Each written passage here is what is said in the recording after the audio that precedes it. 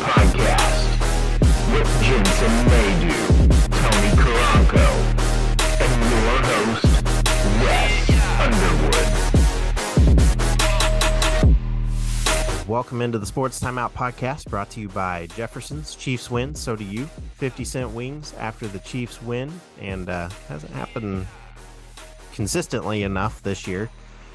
Kind of sad, but when it does happen, it's awesome. And then Robert's Integrative Dentistry in Joplin, ready for a wider and straighter smile this new year. Get your appointment today at 417-622-0404. Wes Underwood. In a blast from the past, we bring in Rowdy himself. Tristan and Jensen is here as well. And welcome back, guys. It's been a minute, feels like. I mean, we had some Christmas break in there and had to do an end of the year. I mean, there's a lot going on. Yeah. But Busy hopefully you guys weeks. had a good Christmas. For Yeah. sure. It was a whirlwind, but here we are. Yeah. Yeah, My a kiddo, lot of going here, a lot of going there. Yeah, exactly. my kiddo ended up with the flu the rest of this week, so today's like his first healthy day. So it's been awesome. I'm working on some sort of cold at the moment. I don't know. I was feeling pretty bad yesterday, but I'm feeling decent right now. So Might be something's allergic going to around. that snow. Well, it has been snowing, yeah. I mean, it did come in. It's been in random spurts too, but right. It's been spent in snow the last couple of days, yeah. Wait, yeah. it snowed in Joplin? Oh yeah, we got probably about a quarter or a fourth of an inch. Yeah, Not a it's lot. nothing. Yeah. Melted pretty quick too. But yeah, well, we'll go ahead and get right to it. Ghetto Tacos NCAA New Year's 6 bowls and predictions. Tonight, we start off with Mizzou and Ohio State. This could be fun. Cotton Bowl matchup. First time since 2014 for Mizzou, where they beat Oklahoma State 41-31. 2008, they whomped Arkansas 38-7. This will mark their third time in school history. And, that they will be participating. And then Ohio State is also, they're 2-0. Missouri's 3-0, by the way. Didn't mention that there. But Ohio State is 2-0. They beat USC 24-7 in 2017 and 28-12 over Texas A&M. Long time ago, 1987. But who you got here in this battle? I would say Mizzou does pose a pretty good threat to Ohio State, but I don't think – I mean, I like to see Schrader go off in that game. I really would, but I think Ohio State probably pull it out. I'd say 31-28 Ohio State. Okay. Oh, scores and everything. Okay.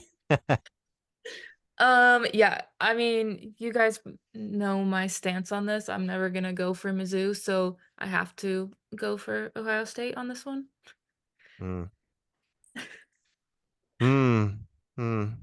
Well, I mean, it's the end of the year, and weirdly enough, the motto for Mizzou has been busting the nuts. So it's a weird motto.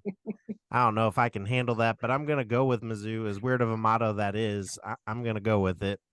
And, Ohio State, the Buckeyes, the nut. That's a bit of a stretch there. I mean, it is. Go ahead. It is. It's weird. I'll give it to you. I mean, I'm not proud of Missouri for that slogan, but it is what it is. It's definitely not it's not definitely a top 10 saying that I would pick. It'd be in the not top 10. Not top 10. And then tomorrow we have the Peach Bowl and the Orange Bowl. Penn State against Ole Miss. First appearance for both teams. Who you got in the Orange Bowl? Excuse me. Who you got in the Peach Bowl? Yeah, wrong fruit. Mangino oranges. It's the last bowl I remember of the Orange Bowl. I think overall Penn State offensively, offensively they've got some weapons there. But honestly, I'd say Penn State and Ole Miss is a pretty evenly matchup. It could really go both ways, but I think I'm going to lean more towards the SEC on this one and say Ole Miss probably wins it. It's going to be a close game, I think, but Ole Miss wins it late, I'd say. Okay. I don't really have a score for that one, but I'd say it's honestly, I'd put it at a pretty high scoring game. I'd say it goes back and So forth. shootout. All right. Okay. I honestly don't know anything about either team, so I'm just gonna pick the opposite. So let's go Penn. Oh, see, I'm not a fan of Ole Miss. I'm not a fan of Penn State, but I mean, what is a Nittany Lion for 200 points? Yeah. No, just kidding. But I'll go Penn State too. I'll take them here. I'll leave you the lone wolf there. Orange Bowl. Penn State's a solid pick too. I mean, they've come back. They've done a solid job. Oh yeah. But Orange Bowl, Florida State, 5-5. Last appearance for them was in 2016. They won 33-32 over Michigan. Georgia's last time, which is their opponent, they played in 2021, and they're 3-1 overall. They beat Michigan also 34-11. Could be fun. Lots going on with Florida State, but Georgia should have been in again, but I won't go there. So who you got? Well, I'd say this one's going to be probably the most interesting matchup, I think, of all the New Year's Six bowls. I think. Yeah. Obviously, 1 through 4 matchups. Everyone's pretty well prepared for those, but this one is obviously special because Florida State still believes that they should be left in the top 4, being undefeated and being ACC champs. So with that being said, Georgia losing to Alabama, getting knocked out of the top 4, being number 1 all season, and arguably being the most dominant team in the last couple of years, I'd say last 2 or 3 years. This one's gonna be a tough one. Georgia, I think overall, if I were to be a betting man, I'd say Georgia. Georgia beats Florida State pretty convincingly, but I'm going to go on a limb here and say Florida State comes out, super, super mad that, they're playing in this game against Georgia and it not be for a possible national championship game or national championship trophy. So I think Georgia still wins it, but I think Florida State makes a convincing argument as to why they should have at least be left in the top 4, but I think Georgia handles Florida State in this game. And denied SEC eligibility already, so yeah. I would have waited until this game was over to decide that, but it is what it is. Yeah. Whenever you were saying the teams, I know that we talked about Florida State in an earlier podcast, and I was like, no, like I want them to be in the top 4, but I'm gonna say it. I was thinking Georgia the whole time, so I'm going Georgia. All right. In the words of Willie Nelson and Ray Charles, got Georgia on my mind. So, I'll take them. Next, we head to the Fiesta Bowl. Oregon is 3-1 in the Fiesta Bowl, and Liberty has never been. Liberty 13-0, Oregon 12-1. The controversy team in Oregon. Who you got? Well, I'm not sure. Someone correct me if I'm wrong. If you've seen it or not, I'm not sure if Bo Nix is playing in this game or not. Going into the NFL and everything, I believe he is. But Oregon also has Dylan Gabriel from OU. Sadly, sad to see him go. But I think this one's going to be one of the biggest lopsided games. Liberty being 13-0, I'm not very confident in their ability to play convincing ball against a Power 5 school, especially with Oregon. Oregon is probably, besides Bama and Georgia, probably the most dangerous team in the top 10. Michigan is up there. You can argue sign stealing all you want. I don't care. But Oregon I think beats Liberty pretty convincingly. I'd say probably 42-14. I'd say. the end of the pack. I love the scores. I'm gonna go with Oregon as well, just because honestly, I don't disagree with anything that you said, to be honest. So Yeah.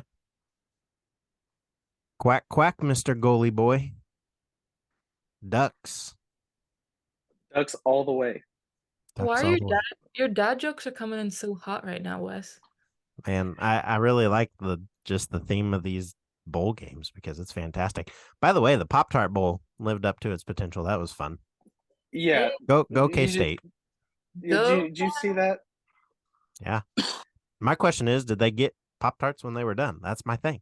See, so I saw it, right, and it was the most bizarre, weirdest thing I've ever seen. And this guy dressed up as a big Pop-Tart went down in this toaster, came out, and it was the players were eating the whatever Pop-Tart stuff was on this thing. So the right. most bizarre thing. And I was looking at my wife, and I said, at least it wasn't OU.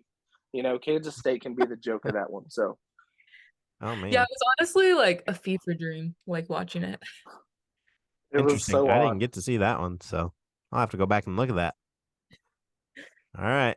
Big game here. Got the Rose Bowl. Bama is 5-1-1 in the Rose Bowl.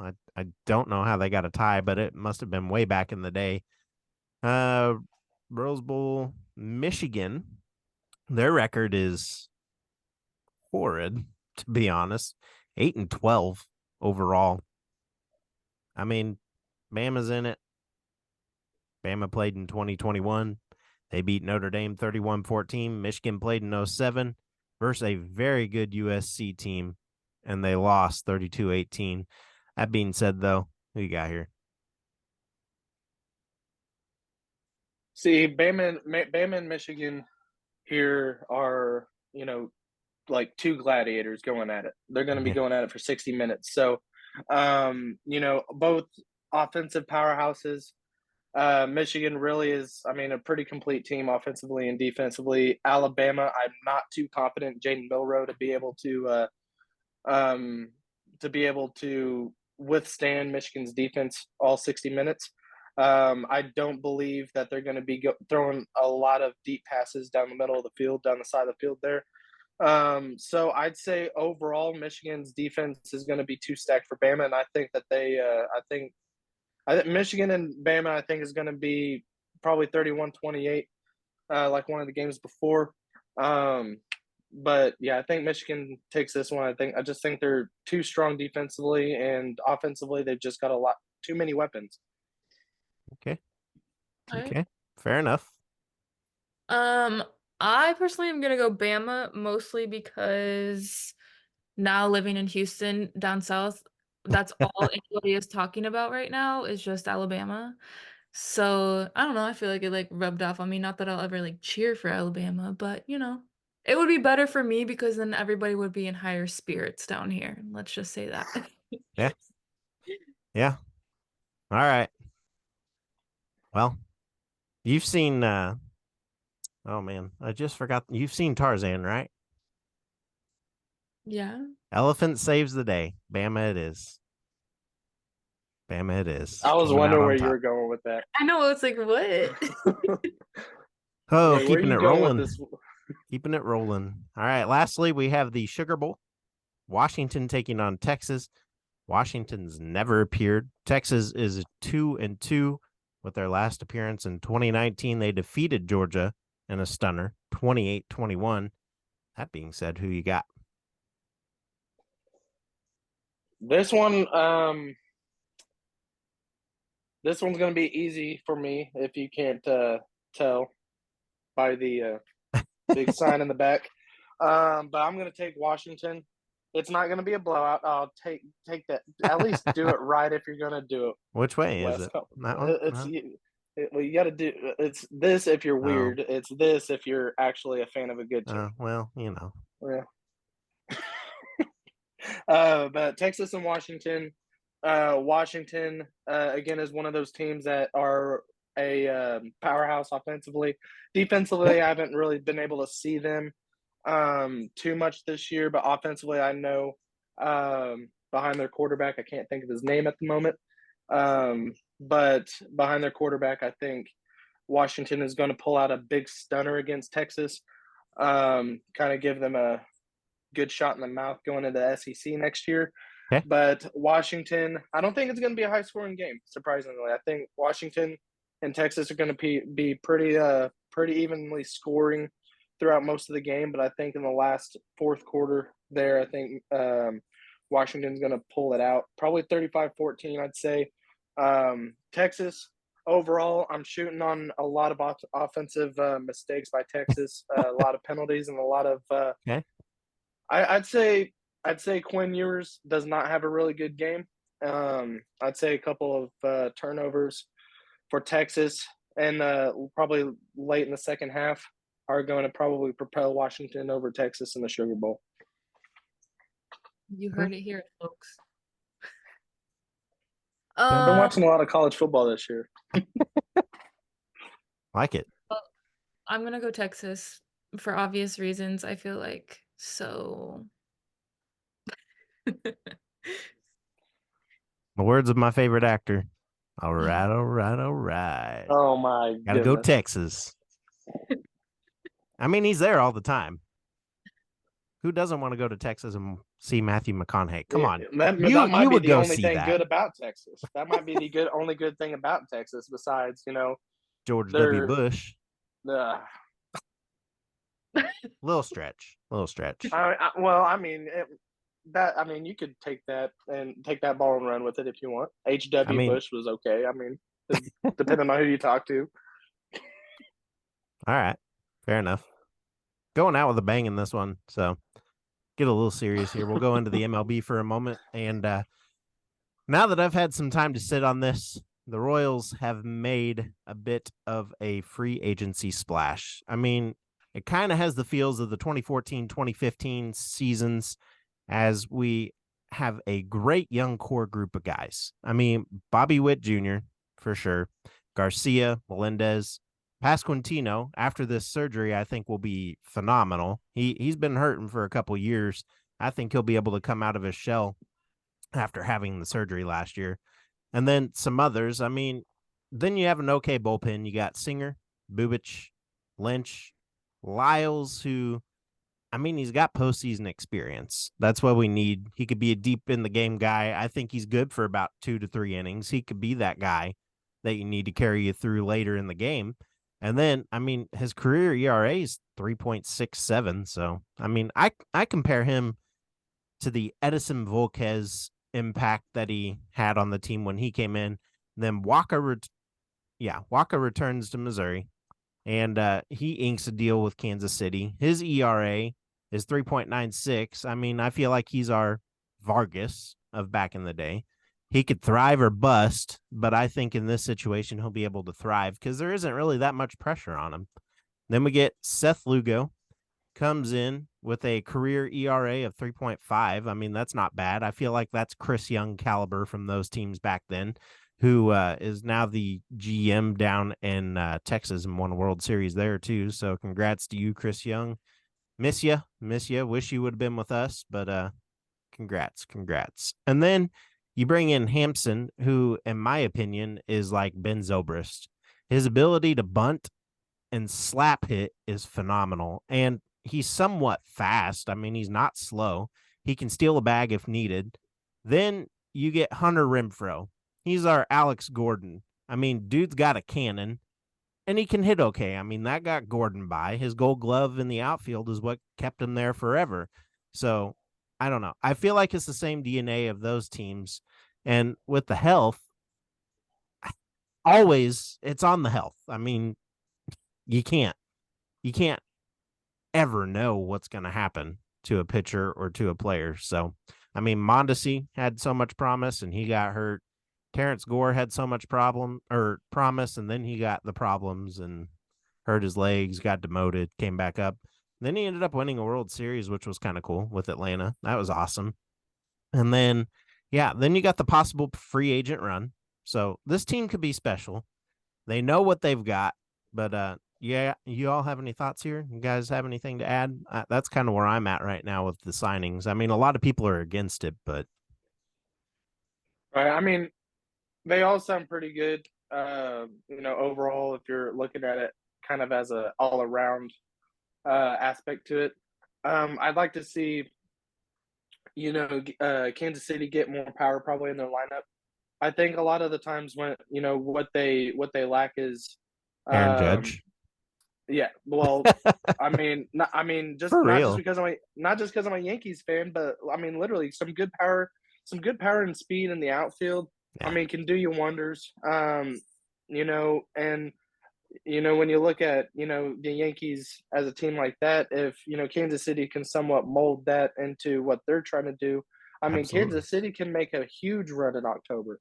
I Yeah. mean, I'm definitely not counting Kansas City out. They had a very poor year last year, but we can't forget like you said, Wes, with Alex Gordon, uh, when back in the day, I believe early 2010s. I don't remember the year specifically when Yeah, he Kansas was City an brought home infielder. when Kansas City brought in their last World Series.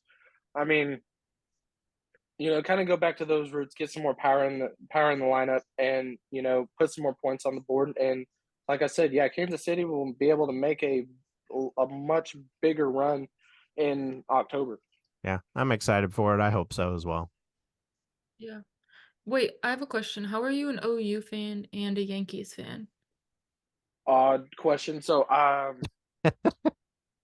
well, not odd question, but I definitely see the where you find that odd. I don't really know.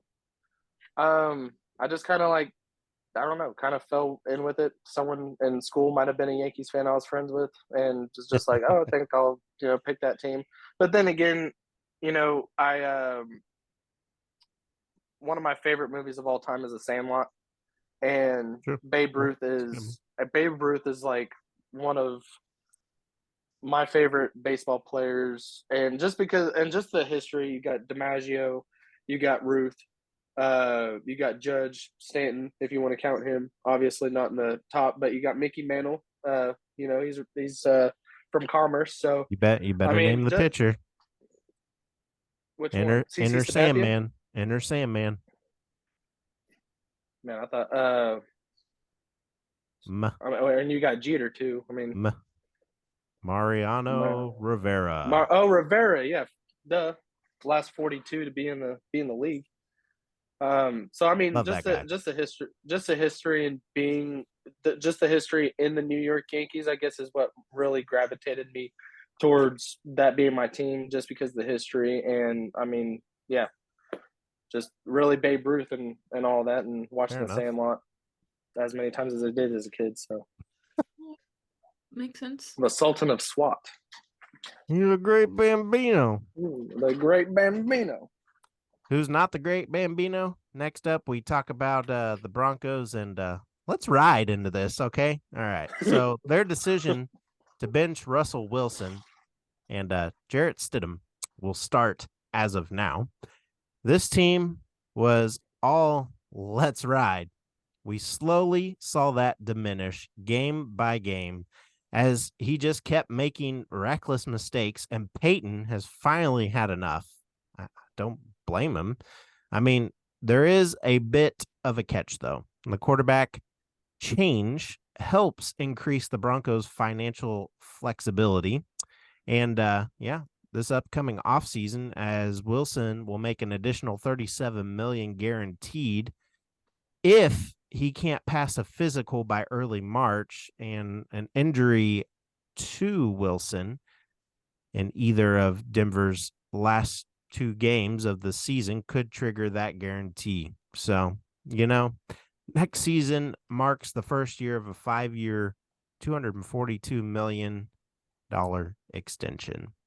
And that was signed by Wilson in 2022, who already will make $39 million guaranteed in 2024.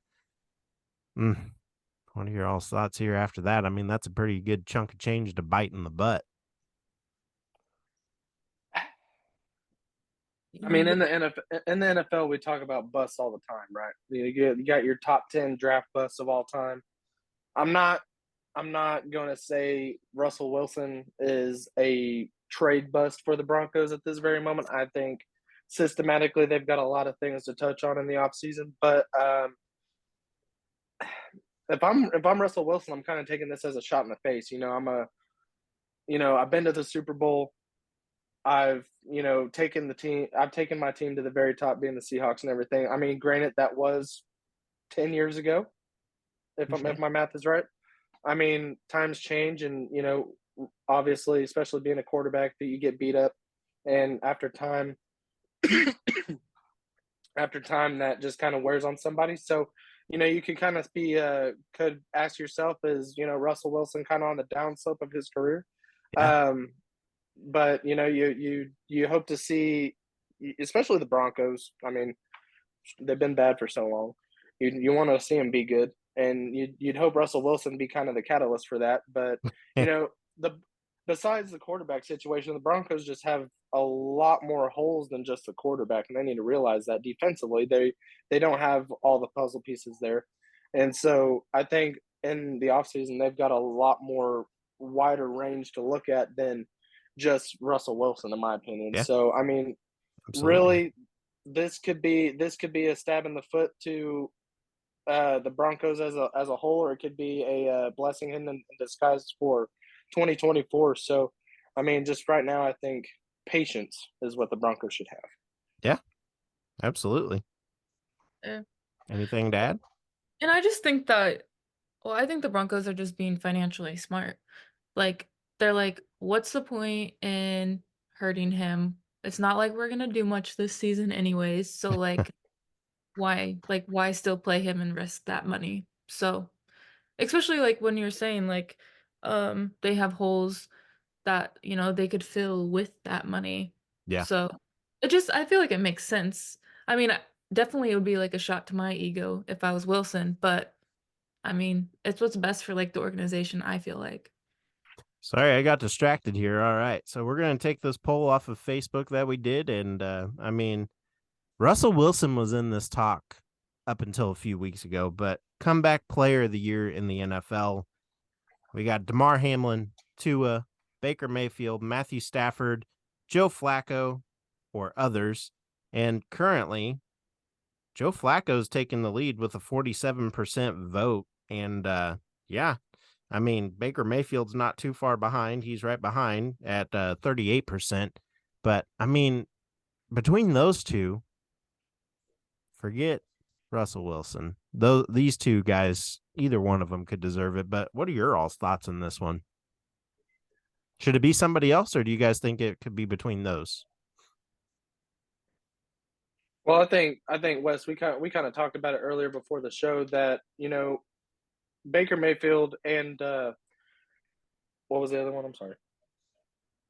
It was Joe Flacco. Joe Flacco. My fault. With those two, those are two solid picks. Joe Flacco has, I mean, he's kind of brought a newfound life to the Cleveland Browns organization late in the season. And so, did you see the lead before halftime last night? Good gracious. I mean, he's almost playing like Super Bowl caliber Joe back in Baltimore. I know. I mean, the man is super old. He's basically ancient at this point. 38. And that's not bad. 32. It's really not bad, but usually for a quarterback, you're starting to think of, okay, he's got a couple more probably good years left in him, and then it's time to retire. But Joe, I mean, he's definitely bringing a fire back to Cleveland. Baker Mayfield, I'm glad he was able to get a new start in Tampa Bay and starting to really, the man who left Cleveland. Right.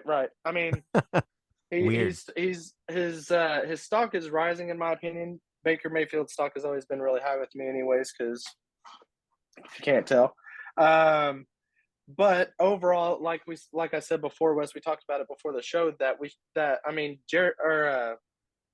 Jared Goff. Yeah. Detroit Lions. I mean, Detroit hasn't been anything since Barry Sanders was there, and they were barely anything then. But it's not even being talked about. Right, and now Jared Goff is bringing the Lions to not only a division championship, but a first-round bye. in the playoffs. So they've got extended time to work on whoever they're going after against. I mean, why you don't have Jared Goff as a for sure, first choice, I don't know. I really don't. I mean, Sure.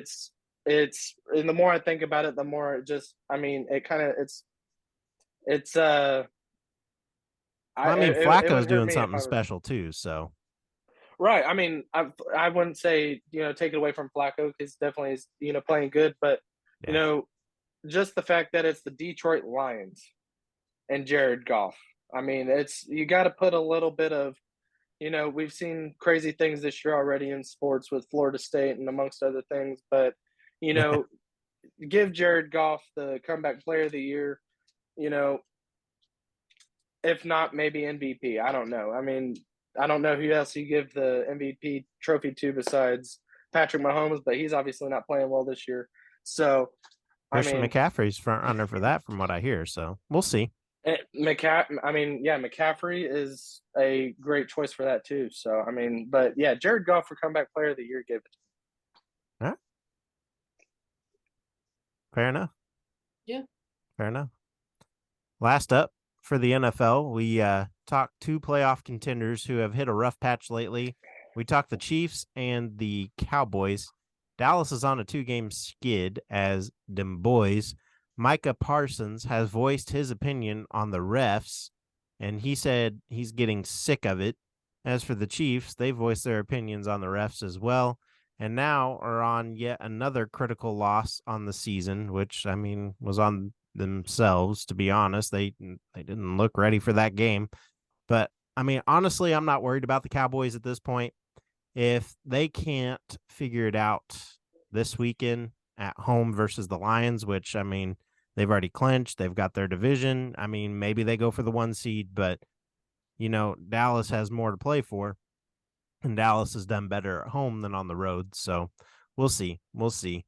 But then they can worry a little more. I mean, if they can't beat the Commanders, and expect a trap game there, by the way. But yeah, I don't know. If they can't beat the Commanders, that's pretty sad, because the Commanders should be playing for a pick at this point. So as for the Chiefs, everyone's talking noise at this point. They say this will be the first road game in the Mahomes era. And I mean, that may be true, but this team on the road this year, the Chiefs are currently 5-2 on the road. They have an extra big target on their back when being at home. And that's my opinion, I guess. I mean, you can take it or not, but they are 3-4 at home this year. And I mean, the Lions, a playoff contender, they beat them. The Eagles, revenge game, they needed it. Bills, the weirdest game I've ever witnessed as a fan in person in my life, next to the 13-second game. So the Bills always bring a good atmosphere. And then the Raiders, I mean, that's their Super Bowl. So I'm not surprised there.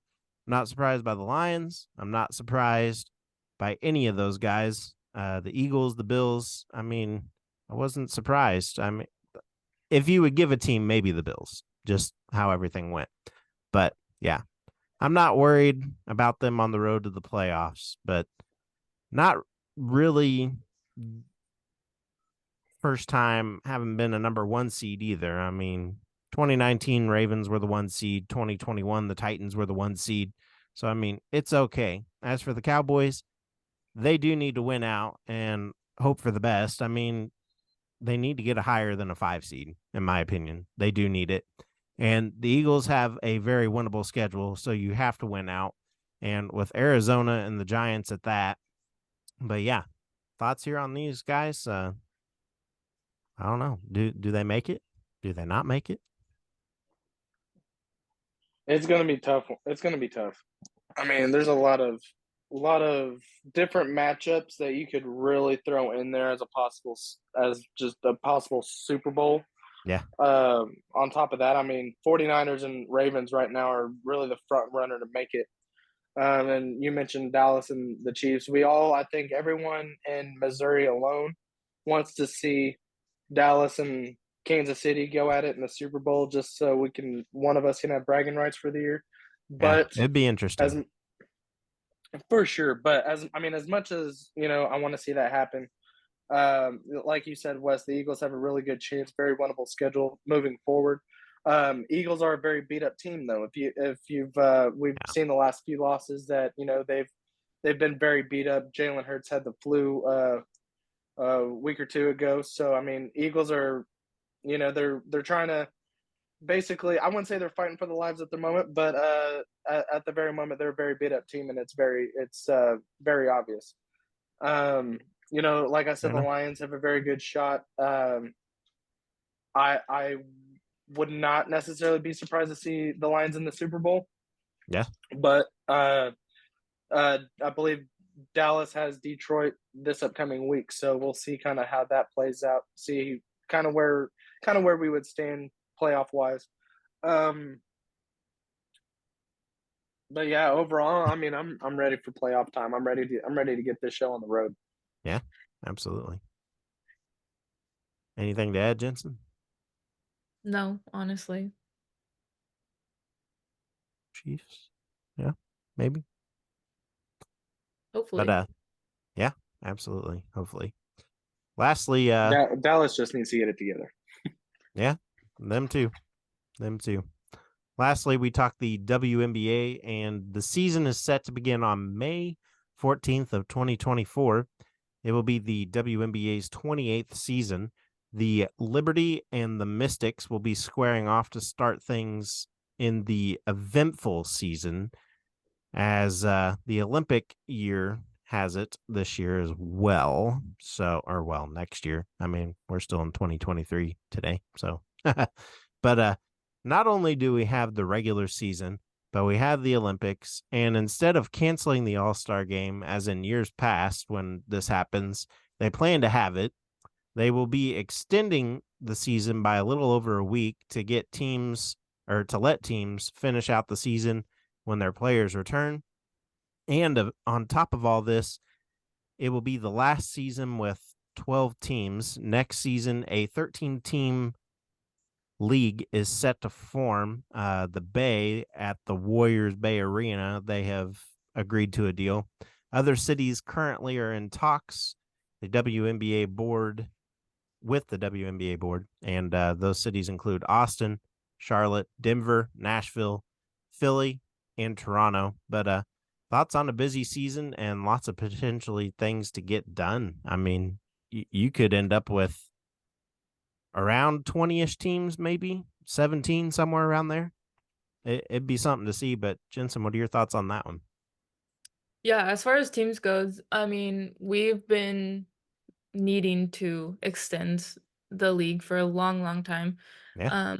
We've seen a ton of like amazing collegiate athletes that they get kicked off or waived from a team just because there's not enough spots. So, I kind of miss seeing players like that, they kind of get the boot, which sucks. So I hope that I hope that we keep extending. We're in the right direction. So I mean, I feel positive about it.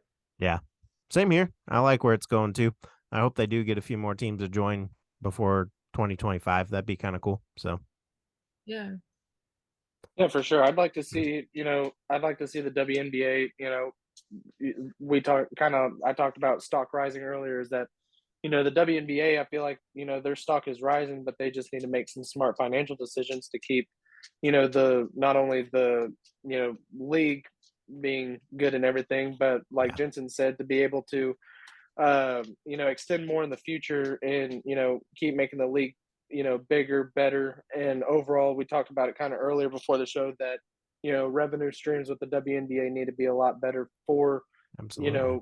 better marketing and, most other things. So, I like it. I'm kind of there with you guys. I hope that they continue to just kind of get bigger and better and more teams start to, come around with the WNBA, and, it hopefully becomes one of the premier leagues that, are out there.